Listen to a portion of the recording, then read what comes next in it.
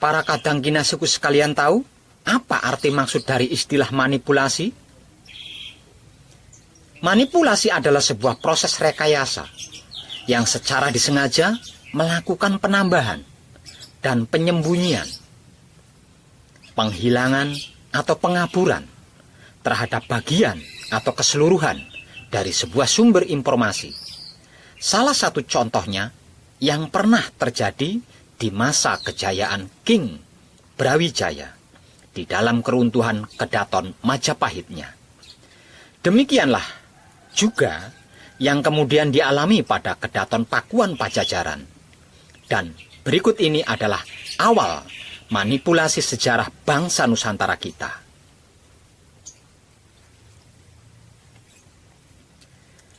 Pasca moksanya Kerajaan Pakuan Pajajaran pada tanggal 11 bagian terang bulan Wesaka tahun 1501 Saka yang diperkirakan jatuh pada tanggal 8 Mei 1579 Masehi, saat Raga Mulya bergelar Prabu Surya Kencana berkuasa sebagai Raja Pajajaran terakhir, dengan diboyongnya Palangka Sriman Sri Wacana atau Singgasana Raja dari Pakuan Pajajaran ke Kedaton Siraswan di Banten.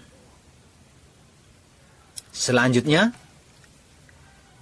Kasultanan Banten di bawah Sultan Maulana Yusuf memegang tampuk kekuasaan di wilayah Banten atas seluruh wilayah Pajajaran. Pada awalnya, Banten merupakan wilayah bawahan Kasultanan Cirebon, Pakungwati.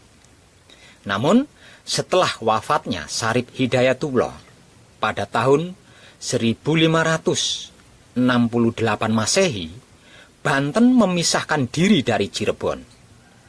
Pada tahun 1570-an, Sultan Maulana Yusuf resmi dinobatkan sebagai Sultan Banten, menggantikan ayahnya, yaitu Sultan Maulana Hasanuddin, dan Banten resmi menjadi kerajaan merdeka dan menamai dirinya sebagai Kerajaan Sunda Nusantara. Bertepatan dengan wafatnya Fadilah Khan atau Fatahillah, Sultan Cirebon kedua, pengganti Syarif Hidayatullah atau Sunan Gunung Jati, Sultan Cirebon pertama, Kasultanan Banten merupakan pewaris sah dari Kerajaan Sunda, penerus dari Maharaja Warman, Raja Tarumanagara, yang wilayah kekuasaannya mendunia. Dan pada saat Kasultanan Banten yang telah berubah nama sebagai Kerajaan Sunda Nusantara di bawah kekuasaan Sri Baduga Maharaja Sultan Abul Musakir Muhammad Aliuddin Al-Misri, bersamaan dengan awal berdirinya negara Amerika Serikat pada tanggal 4 Juli tahun 1776, Maharaja Sunda Nusantara Sri Baduga Maharaja Sultan Abul Mufakir Muhammad Aliuddin Al-Misri memberikan pinjaman keuangan atau kolateral ribuan ton emas kepada negara Amerika Serikat. Beliau merupakan raja pertama yang mengakui kemerdekaan Amerika Serikat yang dipimpin oleh Presiden pertama, George Washington. Beliau juga turut membantu dalam pembangunan gedung pemerintahan Amerika Serikat, yaitu White House. Oleh karena itulah bentuk gedung pemerintahan Amerika Serikat, White House, serupa dengan Istana Bogor, salah satu istana Maharaja Sunda Nusantara. Mundurnya Inggris bukan lantaran menangnya tentara Amerika, akan tetapi karena desakan Sultan Aliuddin kepada administratur benua Amerika, yaitu kerajaan Inggris, dalam upaya Sultan yang ingin mengembalikan pemerintahan bangsa Malay India dari arsip kuno yang ditemukan. Wilayah Amerika sebenarnya merupakan kerajaan bawahan dari Kemaharajaan Sunda Nusantara. Raja Inggris, George III, terguncang jiwanya atas kemerdekaan Amerika Serikat dan menaruh dendam kepada Kemaharajaan Sunda Nusantara.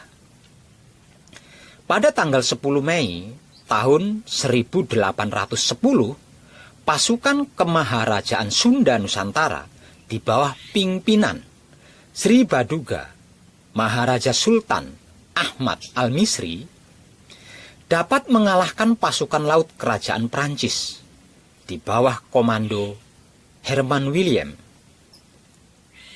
Daendel yang hendak menyerang wilayah kedaulatan Kemaharajaan Sunda Nusantara. Herman William Daendel beserta pasukannya menyerah tanpa syarat dan Herman William dipenjarakan. Herman William adalah perwakilan dari kerajaan Prancis yang ketika itu Belanda masih dijajah oleh Prancis. Maharaja Sultan Ahmad Al-Misri berkedudukan di Istana Merdeka, Istana Cipanas, Istana Bogor, dan Istana Sirasoan, Banten. Kekalahan tentara laut Perancis di bawah komando Herman William oleh Baginda Sultan Ahmad diperingati dengan rasa syukur. Sultan Ahmad yang pernah bersekolah di Inggris mengundang sahabatnya Thomas Stanford Raffles untuk merayakannya karena menganggap Inggris adalah musuh bebuyutan Prancis. Beliau beranggapan bahwa Inggris akan merasa senang bila Kemaharajaan Sunda Nusantara berhasil memukul Prancis dan menawan panglimanya. Namun ternyata Thomas Stanford Raffles membawa tugas misi khusus dari Raja Inggris George keempat yang masih dendam pada Maharaja Sunda Nusantara atas kemerdekaan negara Amerika Serikat. Thomas Stanford Raffles ditugaskan untuk membunuh Sultan Ahmad, menghancurkan Kemaharajaan Sunda Nusantara, dan membebaskan Herman William Daendel. Karena Herman William adalah bangsawan De Oren yang masih sepupu keluarga Buckingham. Dan ketika itu Perancis telah kalah oleh Inggris. Raffles mengajak Sultan Ahmad untuk berkeliling wilayah Nusantara dengan tujuan Pulau Banda, bagian kepulauan Sunda kecil, penghasil pala terbaik di dunia. Ketika itu, Sultan Ahmad hanya dikawal pasukan kecil saja, karena tujuannya hanya sekedar jalan-jalan. Sultan Ahmad tidak menyadari bahwa ajakan sahabatnya itu sebenarnya adalah jebakan.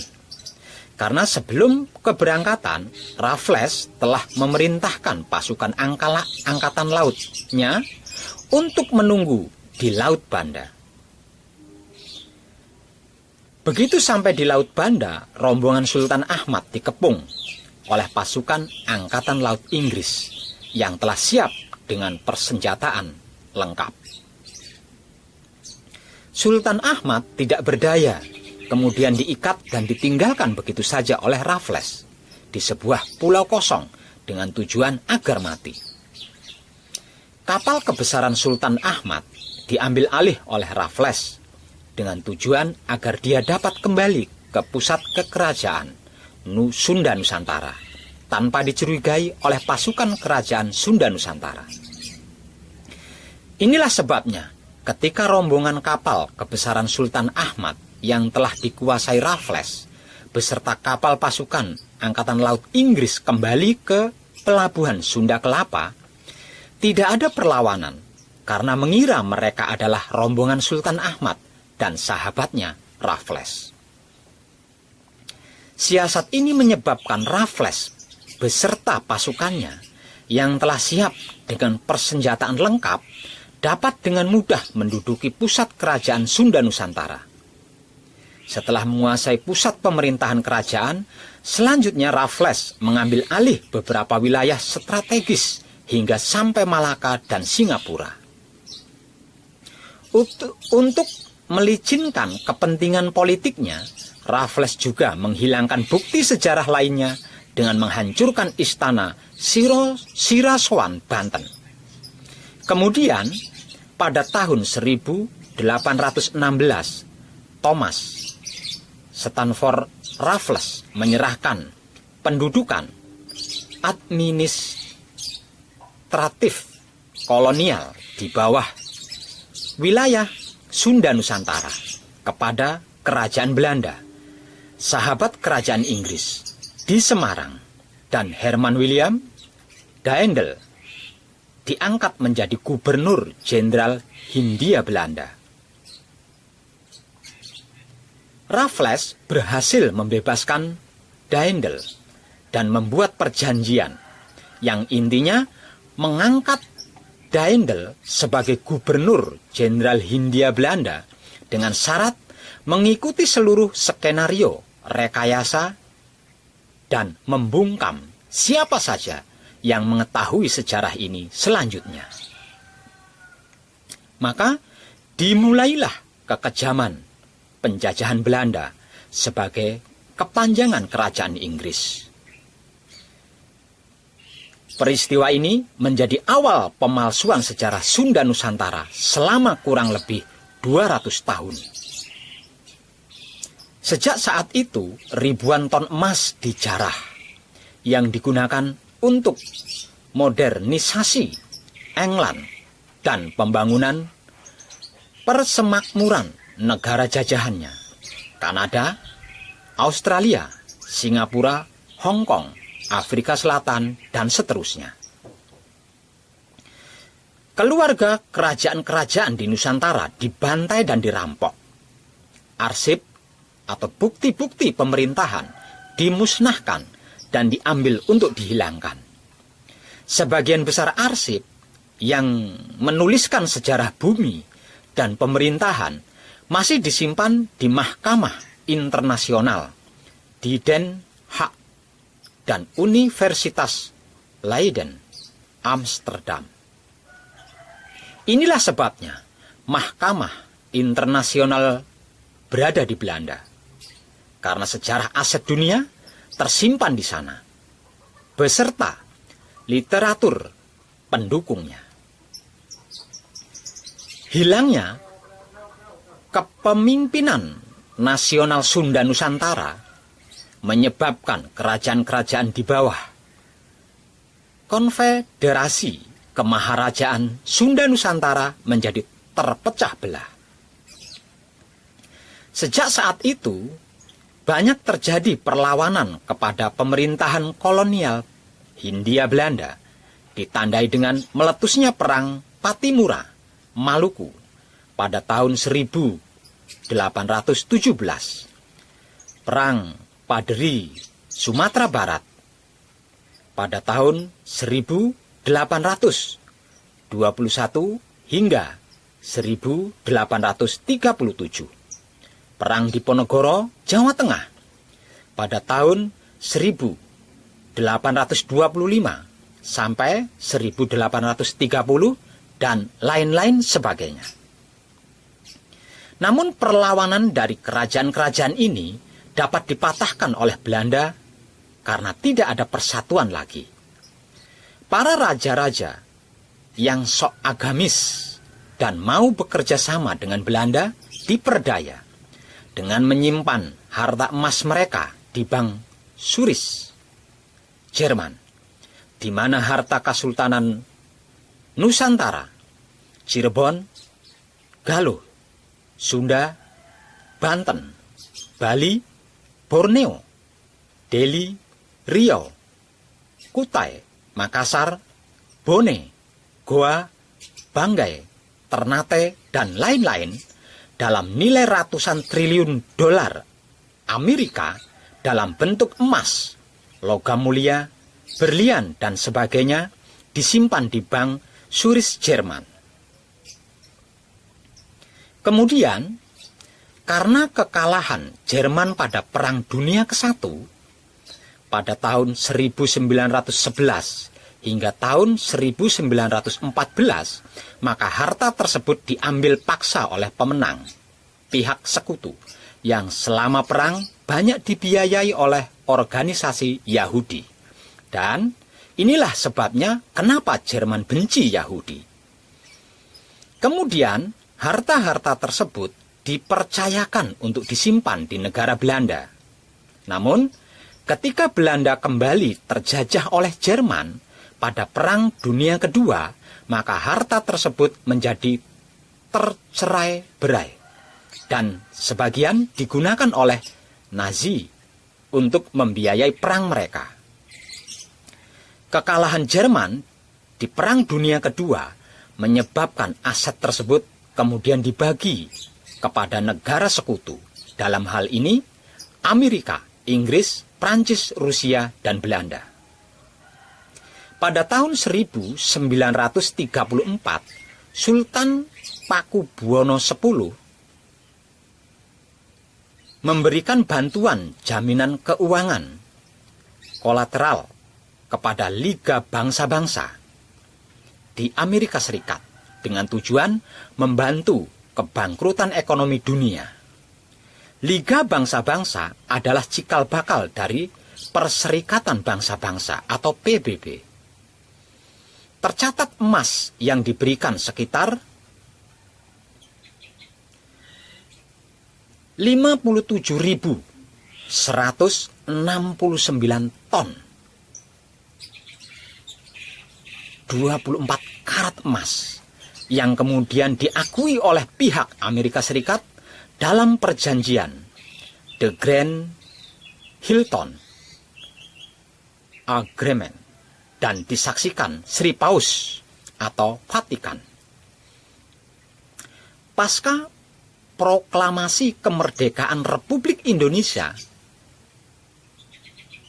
pada tanggal 17 Agustus tahun 1945, para sultan atau raja-raja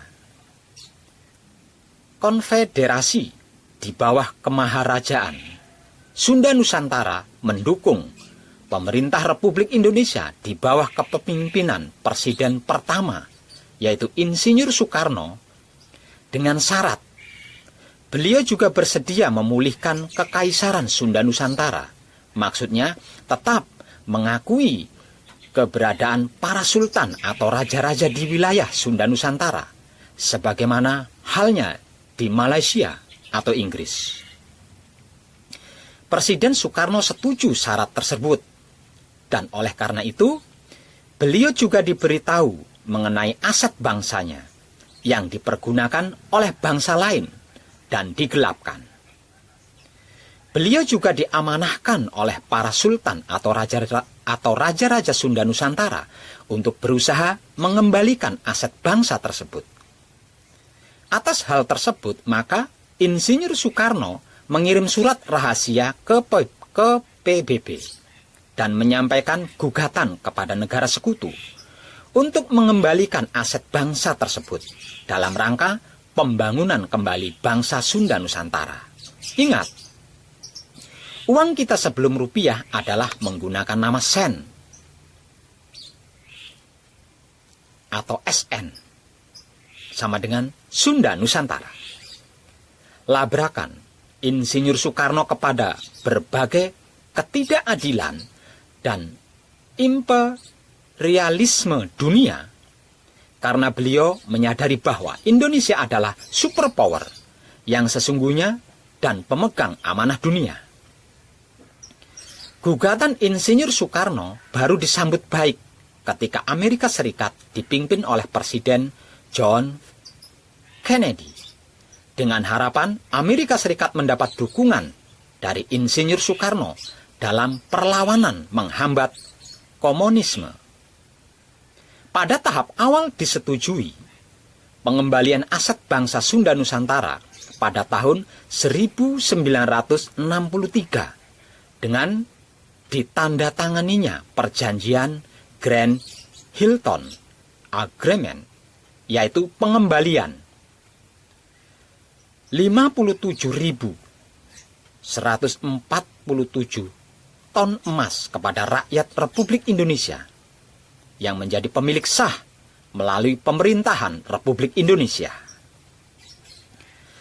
Sebagai pengemban amanah Kekaisaran Sunda Nusantara, Imperium of Sunda Nusantara, dengan disaksikan Sri Paus yang banyak mengetahui sejarah aset dunia. Sayangnya, rencana ini tidak berjalan baik karena terjadi pembunuhan terhadap Presiden John Kennedy pada tahun 1964.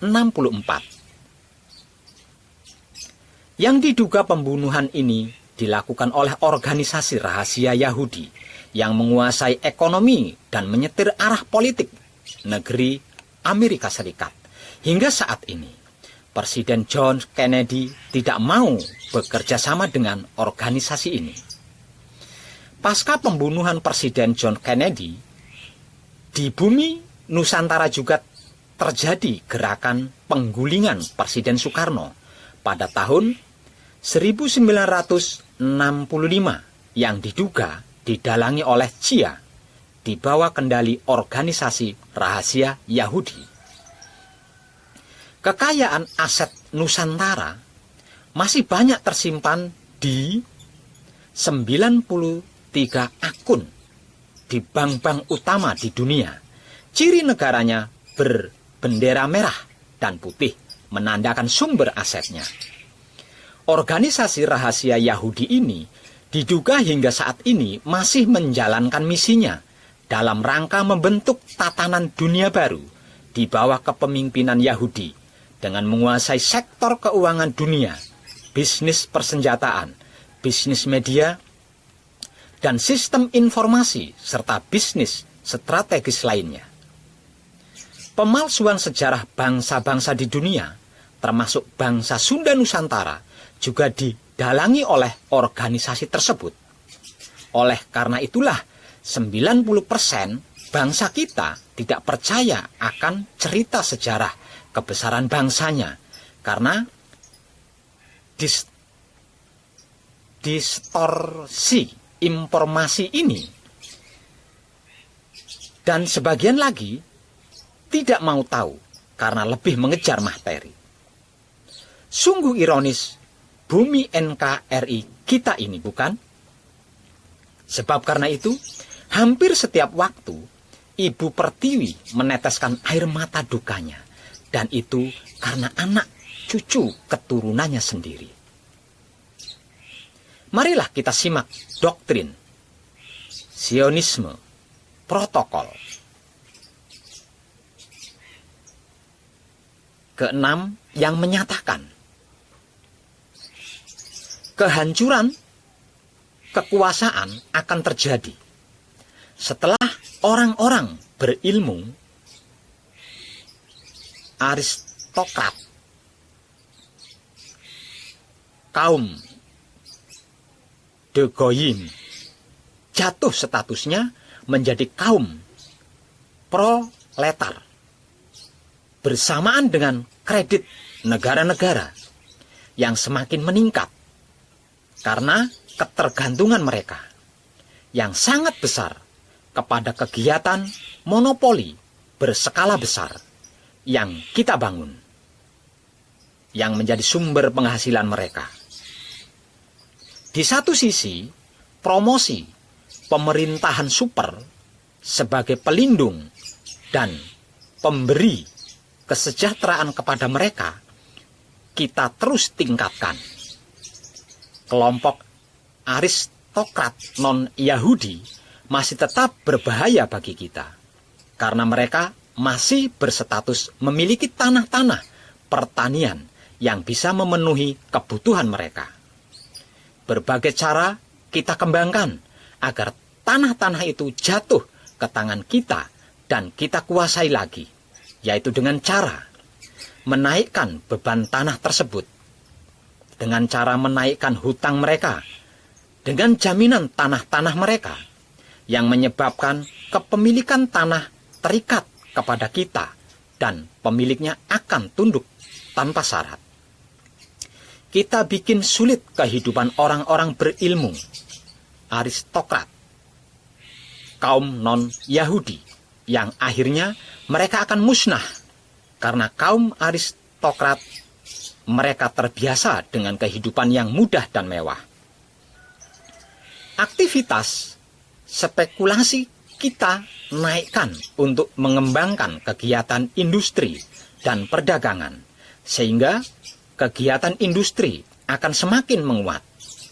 Dengan kegiatan industri yang menguat, kita sedot sumber daya manusia dan modal dari tanah-tanah pertanian tersebut, dan akhirnya kedua sumber daya tadi akan berpindah tangan ke kita berupa akumulasi harta kekayaan, sehingga kaum aristokrat non-Yahudi akan jatuh statusnya menjadi kaum proletar. Gaya hidup mewah kita perkenalkan kepada kaum aristokrat non-Yahudi, yaitu dengan kita naikkan taraf pendapatan mereka. Tetapi mereka harus membeli kebutuhan pokok dengan harga yang tinggi, karena berkurangnya hasil-hasil pertanian dan peternakan. Kita ajarkan faham anarkis dan mabuk-mabukan kepada kaum buruh non-Yahudi sebagai kaum terpelajarnya, mereka yang akan mengurangi kegiatan industri dan menyempitnya lapangan pekerjaan. Akhirnya, kaum aristokrat non-Yahudi akan tunduk kepada kita hanya agar eksistensi mereka tetap dihargai, dan mereka tidak menyadari bahwa kita tetap akan memusnahkan mereka. Kita samarkan proses keseluruhan ini dengan istilah meningkatkan produktivitas buruh melalui teori-teori politik ekonomi yang para ahli ekonomi kita ajarkan terhadap kegiatan-kegiatan tersebut. Pada era pemerintahan Insinyur Soekarno, beliau begitu lantang mengumandangkan politik berdikari atau berdiri dengan kaki sendiri, bahwa bangsa Sunda Nusantara harus dapat mandiri, jangan tergantung kepada negara lain. Pada bulan Agustus 1965, beliau menyatakan, "Go to hell with your aid," sebagai kata talak atau perceraian dengan IMF serta Bank Dunia, dan memutuskan membangun Nusantara secara mandiri. Sayangnya, politik berdikari ini tidak berlangsung lama, karena pada bulan September tahun 1965 terjadi kudeta berdarah terhadap Presiden Soekarno. Kudeta ini diduga melibatkan Cia.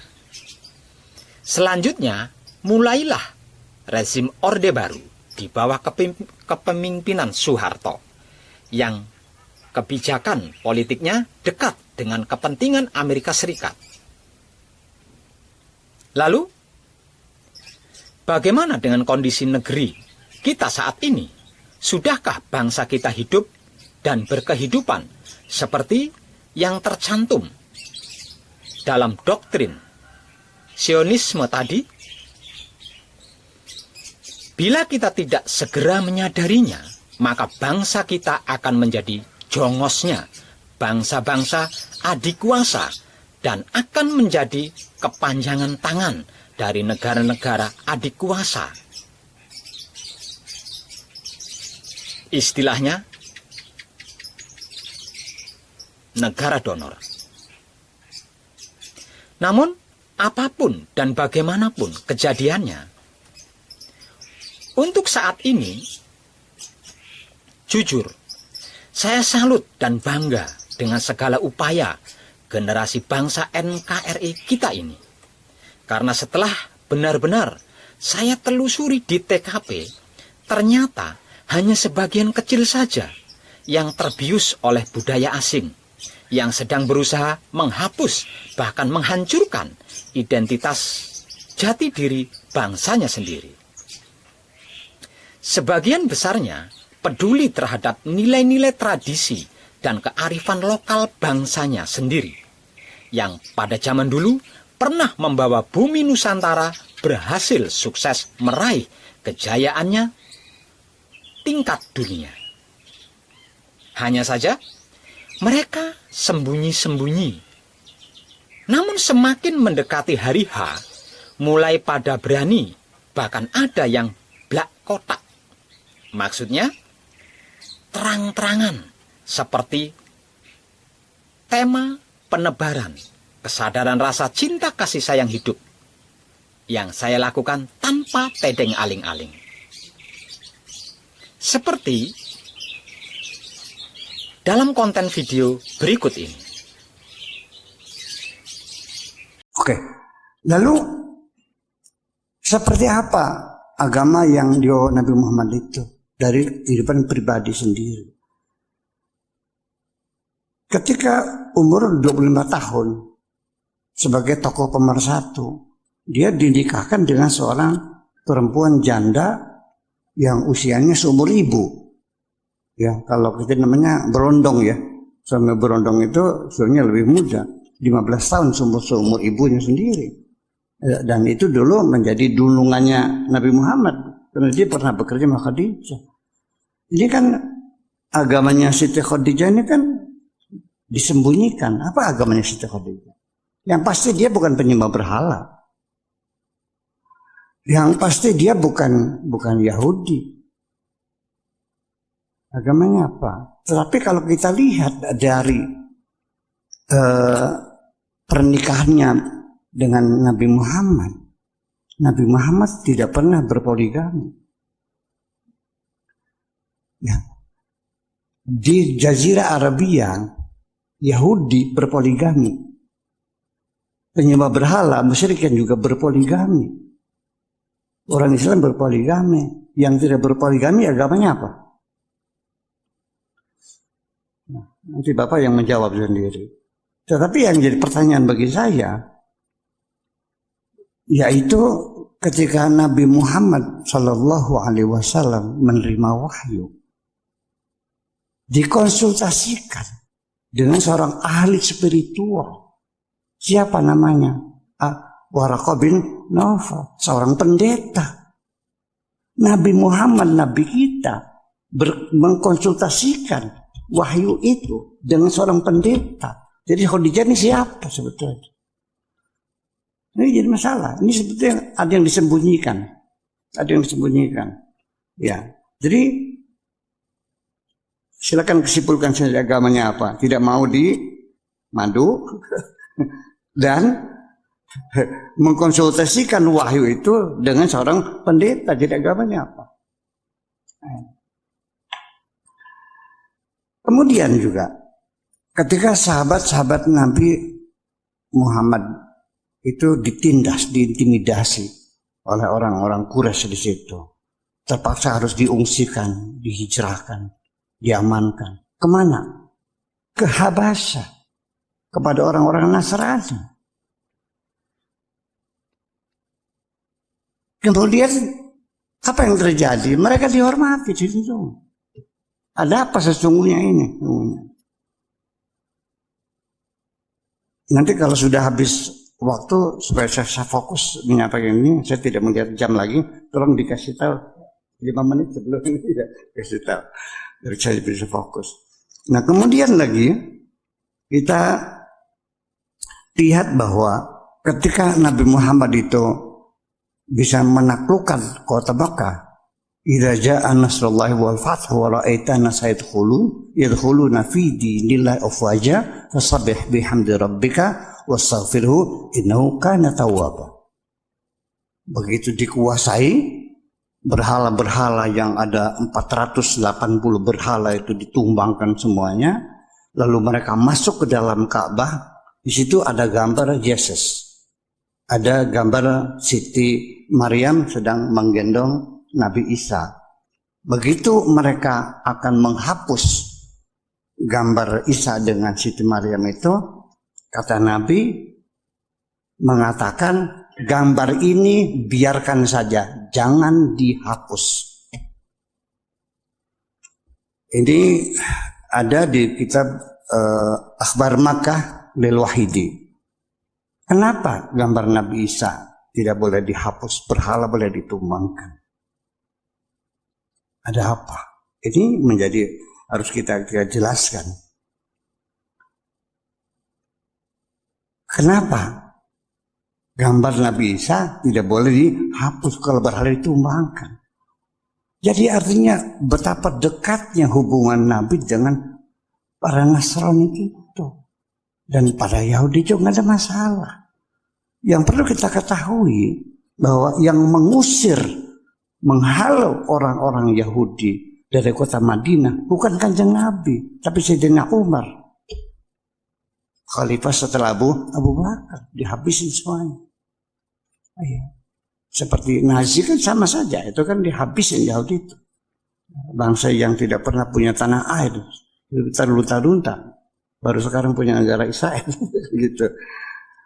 Nah itu semuanya. Jadi ini menjadi satu gambaran begitu semuanya. Kemudian dari situlah maka dugaan-dugaan orang Mekah, siapa Muhammad ini? Seorang anak yatim piatu yang hidupnya penuh penderitaan. Kemudian dia banyak berbicara masalah persatuan dan kesatuan dan sebagainya. Diduga oleh orang-orang Mekah pada zamannya itu bahwa Nabi itu diduga bukan membawa agama baru, tapi dia ingin mengembangkan sekte baru dalam agama Nasrani.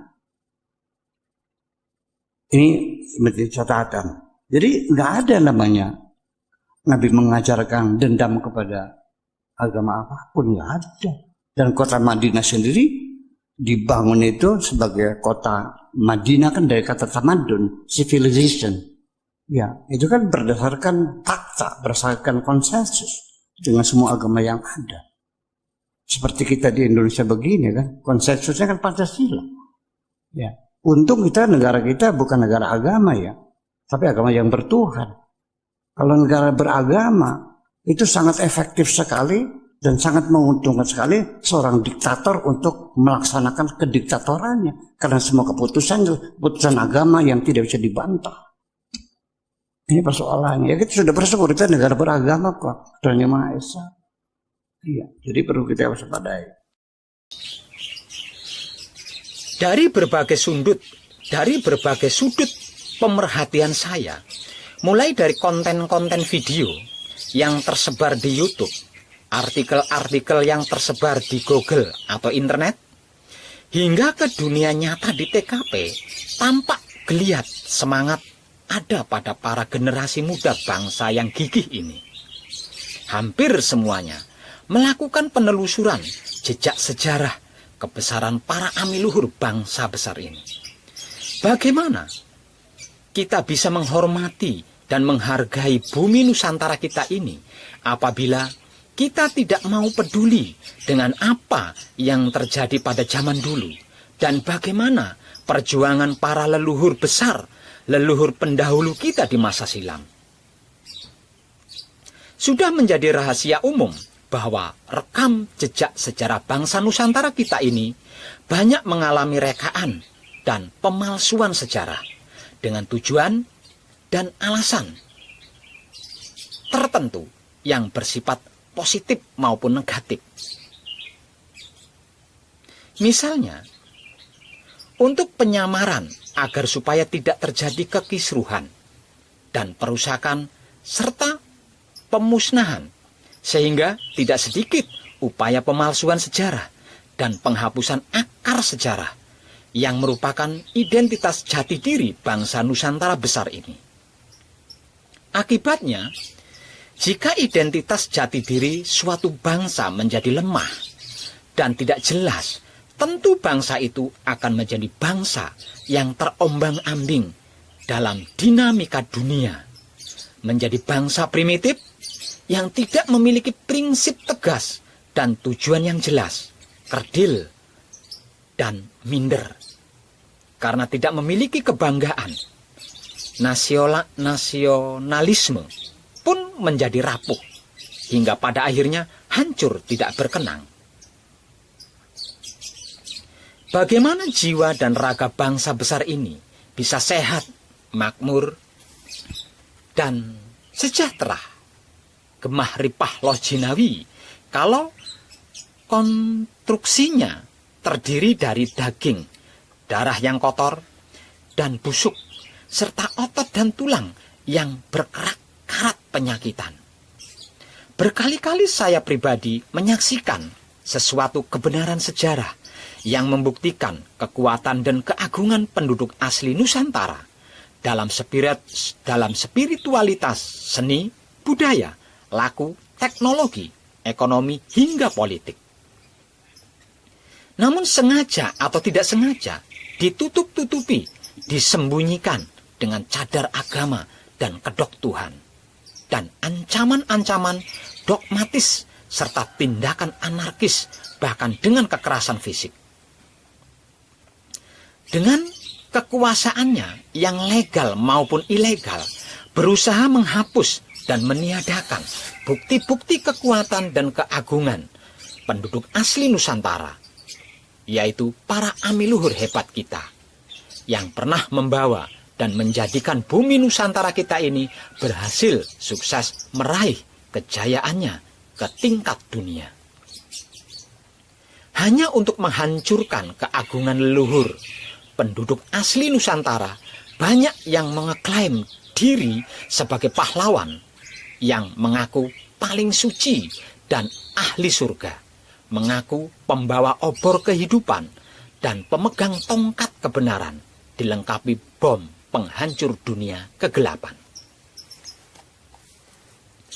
Namun di mata dan di hadapan para generasi bangsa yang telah tersadarkan dari lupa diri, kelakuannya itu hanya mengesankan tindakan jahiliyah yang bodoh dengan raut wajah yang menyiratkan nafsu angkara murka. Sungguh ironis sekali jika tradisi dan budaya luhur nenek moyang leluhurnya sendiri dianggap sebagai sumber kesesatan, musyrik, syirik, dan bid'ah. Untuk hal itu, sampai rela tradisi dan budaya adiluhung bangsanya sendiri dihina-hina dan dihancur leburkan agar supaya tidak menjadi penghalang dan pengganggu para pengaku utusan Tuhan. Namun sekarang ini jiwa saya yang menghormati dan menghargai seluruh para amiluhur bangsa Nusantara ini mulai tenang dan nyaman setelah mengetahui secara langsung bahwa sebagian besarnya penduduk lokal Nusantara ada banyak yang sudah tergugah kesadarannya dan mulai menggali, mengkaji, menghormati dan menghargai tradisi dan budaya leluhurnya sendiri. Walaupun harus berdiri di antara saudara-saudarinya sendiri yang masih lebih memilih suka ngemut kerikil daripada gula Jawa, yang tiada henti-hentinya melakukan intimidasi dan provokasi, agar supaya kita berhenti atau tidak lagi menelaah nilai-nilai kearifan lokal, keluhuran tradisi dan budaya Nusantara, yang telah terbukti secara nyata dan turun-temurun telah berhasil membawa Nusantara kepada kejayaannya. Apapun dan bagaimanapun kejadiannya sudah menjadi bagian dari rumus-rumus hukum alam semesta raya ini, bahwa kebenaran tidak akan pernah bisa dikalahkan oleh kejahiliaan. Meskipun kebenaran itu lambat kemunculannya, jika sudah tiba saatnya Tuhan berkehendak, maka tampaklah nyata yang benar itu benar, yang salah itu salah. Percayalah, kesadaran rasa cinta kasih sayang hidup dapat menjadikan kita senantiasa sadar dan waspada, sehingga bisa mengerti, memahami, dan mengetahui bahwa kedatangan atau terlahirnya kebatilan, kebodohan, kejahatan, kedengkian, dan kemunafikan itu dari pikiran fanatik, tekstual, dogmatis, dan kedangkalan pemikiran, serta unsur manipulasi dalam memahami kitab apapun namanya. Jikalau penelaahannya mengesampingkan anugerah Tuhan yang paling besar dan utama, yakni otak atau pikiran, hati atau batin, dan kelamin atau syahwat yang terjaga kebersihannya, niscaya agama dan dogma-dogmanya akan menjadi senjata canggih penghancur rumus-rumus firman Tuhan dan tatanan keselarasan sistem keseimbangan planet bangsa-bangsa di bumi. Akibatnya,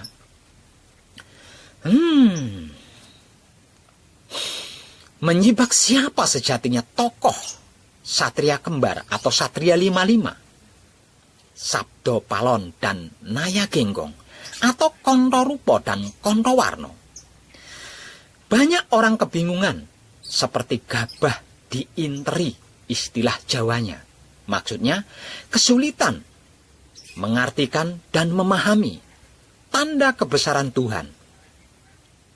Tidak bisa menyadari bahwa kebenaran bisa atau dapat datang dari mana saja asal muasal sumbernya. Bahkan lupa bahwa leluhur kita pun sudah memberikan kabar tentang tanda-tandanya, seperti yang tertulis dalam serat Kaladita, Ronggo Warsito, Jayabaya, Serat Centini, Wedatama, dan lain-lain sebagainya. Namun, daripada kita banyak cincong yang akhirnya berujung pada fitnah, mending kita tunggu saja saat waktunya tiba. Biarkan hukum alam semesta ini saja yang berbicara tentang Satria Kembar atau Satria 55 yang secara umum dimaksudkan sebagai Sabdo Palon dan Naya Genggong atau Kontorupo dan Kontowarno, yang sebelumnya menjadi Satria Paningit, yang sekarang ini sudah mijil, gugat, atau nagih janji untuk kedaulatan Romo Sang Ratu Adil yang bakal berkuasa menghapus keangkara murkaan dan mempersatukan seluruh belahan atau partikel bumi dan angkasa yang sudah diambang pintu. Sawangen kae langit katon gumelar, tanpa mendung ning gelap mangampar-ngampar. Para tita sliramu keenggal sadar, Rama mijil putrane ing jagat anyar. Tercerahkanlah kita semuanya, dan salam setuhan penuh kesadaran rasa cinta kasih sayang dari dalam lubuk hati saya, Wong Edan Bagu yang paling dalam. Selamat, selamat, selamat. Rahayu, rahayu, rahayu. Damai, damai, damai, tentram. Saya Wong Edan Bagu ngaturaken sugeng rahayu lir ing sambikala amanggih yuwana pinayungan mring ingkang maha suci. Basuki Yuwono teguh rahayu, selamat. Berkah selalu untuk semuanya tanpa terkecuali. terutama para sedulur, khususnya para kadang konto dan kanti anom, serta sepuh saya yang senantiasa direstui yang dat maha suci hidup. Om Santi Santi Santi Om. Wassalamualaikum warahmatullahi wabarakatuh. Terima kasih, terima kasih, terima kasih dan salam kebajikan. Sikro milet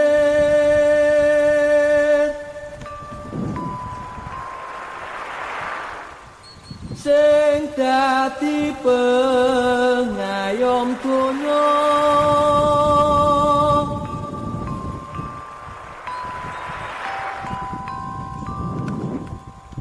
kanthi akhlak ingkang mulya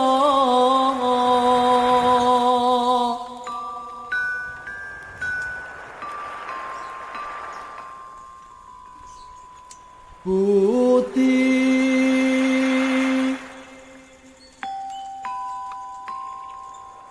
pekerti ingkang luhur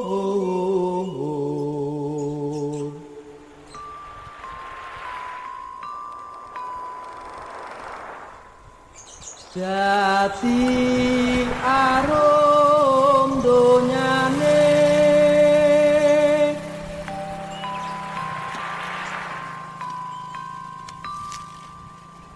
para wali asmane